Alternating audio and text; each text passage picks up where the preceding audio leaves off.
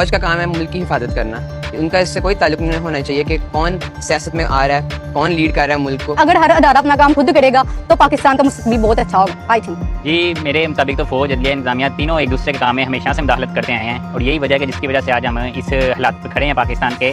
Government میں فوج کو انٹرفیئر نہیں کرنا چاہیے، اس سے جو ہمارے ملک کی ترقی ہے وہ زوال پذیر ہو رہی ہے۔ آئندہ فوج کسی سیاسی معاملے میں مداخلت نہیں کرے گی۔ پاکستان میں عموماً ہر ایک جو اسٹیٹ کے پلرس ہوتے ہیں ایک دوسرے کے کام میں انٹروین نہیں کر رہے جب سے آزاد ہوا ہے۔ بالکل مداخلت کر رہے ہیں، اسی لیے جو ہے رات کے 2 بجے بھی عدالتیں کھل جاتی ہیں ان کی ہیئرنگ کے لیے، جبکہ عام عوام جو ہے ان کے کیس لٹکے ہی رہتے ہیں۔ آئین کی خوبصورتی یہ ہوتی ہے کہ سیپریشن آف پاور، یہ آئین پاکستان کے آئین موجود ہے، اس کا مطلب یہ ادارے اپنے اپنے حدود میں کام کریں، اور جب یہ ادارے اپنے آپ کام کریں گے تو ظاہر بات ہے ایک آئیڈیل ڈیموکریسی چلے گی پاکستان میں۔ آج پروگرام میں یہ سمجھنے کی کوشش کریں گے کہ اپنا کام کرنے کی جگہ یہ ادارے بظاہر ایک دوسرے پر سبقت حاصل کرنے اور ایک دوسرے کے کام میں مداخلت کرنے کی کوشش آخر کیوں کرتے رہتے ہیں، اور اداروں کی اس جنگ کی اصل قیمت تازہ مثال سے شروع کرتے ہیں۔ آئینی ترامیم کا معاملہ جو آج کل کافی گرم ہے، پارلیمنٹ اور عدلیہ کے درمیان رساکشی۔ آف کورس کہنے والے تو یہ بھی کہتے ہیں کہ اس مثال میں پس پردہ تیسرا ادارہ یعنی فوج بھی انوالوڈ ہے، لیکن فی الحال پارلیمنٹ اور عدلیہ پہ فوکس کرتے ہیں۔ جو بات پی ٹی آئی کی ریزرو سیٹس پر تنازع سے شروع ہوئی تھی وہ بظاہر پارلیمنٹ اور عدلیہ کے درمیان اسٹینڈ آف تک پہنچ گئی۔ اب کوئی حل اس کا ابھرتا ہوا نظر آ رہا ہے؟ اگر آپ ذرا اس کی ڈیپتھ میں جائیں تو آپ کو 2 کردار اور نظر آئیں گے، ایک ملٹری اسٹیبلشمنٹ اور دوسرا عمران خان۔ پارلیمان اور سپریم کورٹ کے درمیان جو کھینچا تانی جا رہی ہے اس کے بارے میں کچھ آئینی ماہرین کا کہنا ہے کہ اس کے پیچھے عمران خان اور ملٹری اسٹیبلشمنٹ کے درمیان چلنے والی ٹینشن ہے۔ ویسے اگر دیکھا جائے تو اداروں کی ایک دوسرے پر نظر نیسیسریلی پوری بات نہیں ہوتی۔ انفیکٹ کسی بھی فنکشننگ جمہوریت میں ادارے ایک دوسرے کو بیلنس کرنے کا کام کرتے ہیں۔ تو پھر مسئلہ کیا ہے؟ چیکس اینڈ بیلنسز اور مداخلت میں بہت بڑا فرق ہے۔ چیکس اینڈ بیلنسز تو ایک جمہوری نظام کی ڈیمانڈ ہے، اس کی ریکوائرمنٹ ہے۔ مداخلت میں یہ سب نہیں ہوتا۔ مداخلت میں اکثر عوام کی بہتری کا اگر کہا بھی جائے تو ہم لانگ ٹرم ایفیکٹ اس کا یہ دیکھتے ہیں وہ 70-75 سالوں کے بعد کہ ان سے ادارے ایکچولی کمزور ہو گئے ہیں۔ پاکستانی ریاست کی کہانی پاکستان کے 3 بڑے اداروں کے گرد گھومتی ہے، فوج، عدلیہ اور حکومت۔ پاکستانی فوج نے اب تک 3 مرتبہ حکومت پر ڈائریکٹ قبضہ کیا ہے۔ مسٹر بھٹو کی حکومت ختم ہو چکی ہے، سارے ملک میں مارشل لا نافذ کر دیا گیا ہے، قومی اور صوبائی اسمبلیاں توڑ دی گئی ہیں، صوبائی گورنر اور وزیر ہٹا دیے گئے ہیں، البتہ آئین کو منسوخ نہیں کیا گیا ہے۔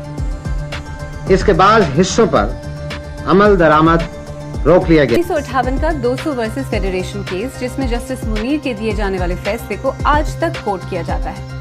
پاکستان کی تاریخ میں پہلی دفعہ جو مارشل لا کی روایت قائم ہوئی وہ اس کو جو ہے جائز قرار دیا 200 ججمنٹ میں یہ، اور اس کے بعد آپ نے دیکھا ہے کہ جتنی دفعہ بھی ملک میں آئین ٹوٹا اور جتنے بھی مارشل لاز لگائے اس میں جنرل ضیاء الحق بھی تھے، اس میں جنرل مشرف بھی تھے، جنرل یحییٰ بھی تھے، تو ان سب کو جو ہے وہ کسی نہ کسی آئینی درخواستوں میں ان کو جو ہے وہ جائز قرار دیا گیا، ان کے ایکٹ کو اور ان کے حکومت کو۔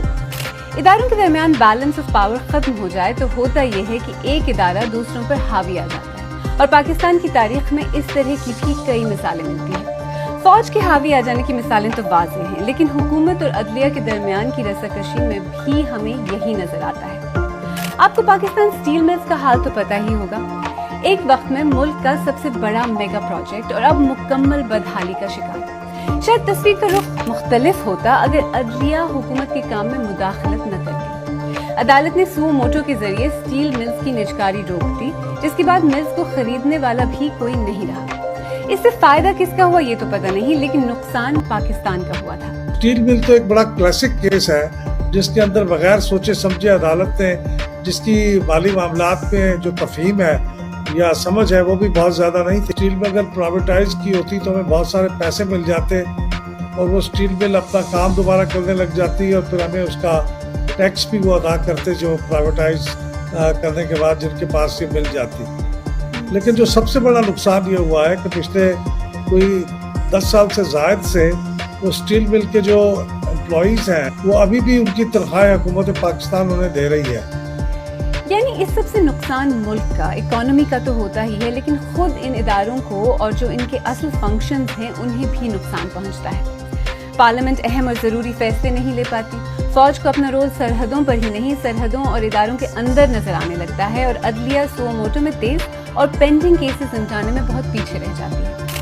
लॉ एंड जस्टिस कमीशन की रिपोर्ट के मुताबिक इस साल जून तक अदालतों में पेंडिंग केसेस की तादाद 2.26 मिलियन है। डिस्ट्रिक्ट लेवल अदालतों में 1.86 मिलियन पेंडिंग केसेस हैं और हाई कोर्ट, सुप्रीम कोर्ट, शरीयत कोर्ट में 0.39 मिलियन केसेस पेंडिंग हैं। और मुल्क की सबसे बड़ी अदालत में यानी सुप्रीम कोर्ट में 54,965 केसेस पेंडिंग हैं। ये सच है कि पाकिस्तान में अदालतों पर बहुत प्रेशर है। ये प्रेशर मैन पावर का भी है और मुबैना तौर पर फौज और हुकूमत का भी। लेकिन पाकिस्तान की 75 साल तारीख को देखते हुए ये क्यों लगता है कि इस तिकोन में सबसे ज्यादा कमजोर सियासी एस्टैब्लिशमेंट या हुकूमत है? आइंदा फौज किसी सियासी मामले में मुदाखलत नहीं करेगी। Too good to be true? Well, उनके इस दावे की सच्चाई पर सिर्फ 14 माह बाद होने वाले मुतनाज़ इलेक्शन ने ही सवाल खड़ा कर दिया था। लेकिन पॉइंट ये है कि पाकिस्तानी सियासत में फौज की मुदाखलत का एतराफ खुद फौज कर चुकी है। और सिर्फ फौज ही नहीं, पाकिस्तान की तारीख पर और इनफैक्ट मौजूदा पाकिस्तान पर भी नजर डालें तो यही नजर आता है